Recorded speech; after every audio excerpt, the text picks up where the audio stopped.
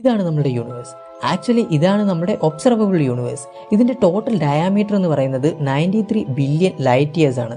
അതായത് നമ്മുടെ യൂണിവേഴ്സിൻ്റെ ഒരു വശത്ത് നിന്ന് സഞ്ചരിച്ച് ലൈറ്റിന് അപ്പുറത്തെ വശത്തേക്ക് എത്തണമെങ്കിൽ 93 ബില്യൺ ഇയേഴ്സ് വേണ്ടി വരും.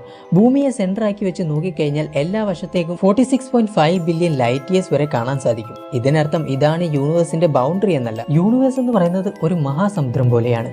സമുദ്രത്തിന് എത്രത്തോളം ആഴമുണ്ടോ അതിലെ ജലവും അത്രത്തോളം ആഴത്തിൽ തന്നെ കാണും. നമ്മൾ കാണുന്ന ഈ ഒബ്സർവബിൾ യൂണിവേഴ്സ് അതിലെ വെറും ഒരു തുള്ളി ജലം മാത്രമാണ്. മാത്രമല്ല ഈ ഒബ്സർവബിൾ യൂണിവേഴ്സിന് പുറത്ത് എന്ത് തന്നെ ആയാലും അവിടുന്ന് ഒരു ലൈറ്റ് പോലും നമ്മളുടെ അടുക്കലെത്തില്ല. സോ മേ ബി അവിടെ എന്തൊക്കെയുണ്ടെന്ന് ഒരിക്കലും നമുക്ക് കണ്ടെത്താനും ആയെന്ന് വരില്ല. എന്നാൽ നമ്മുടെ ഈ ഒബ്സർവബിൾ യൂണിവേഴ്സിൽ തന്നെ ഏലിയൻസ് എക്സിസ്റ്റ് ചെയ്യാനുള്ള ചാൻസസ് വളരെയധികം കൂടുതലാണ്. കാരണം ഇവിടെ തന്നെ ഏകദേശം 100 ബില്യൺ ഗാലക്സീസ് എക്സിസ്റ്റ് ചെയ്യുന്നുണ്ട്. അതിൽ ഓരോ ഗാലക്സീസിനും 100 to 1000 ബില്യൺ സ്റ്റാർസുമുണ്ട്. ഇതിൽ നിന്ന് 1% സ്റ്റാർസിലെങ്കിലും പ്ലാനറ്റ്സ് ഉണ്ടായിരുന്നെങ്കിലോ അതിൽ നിന്ന്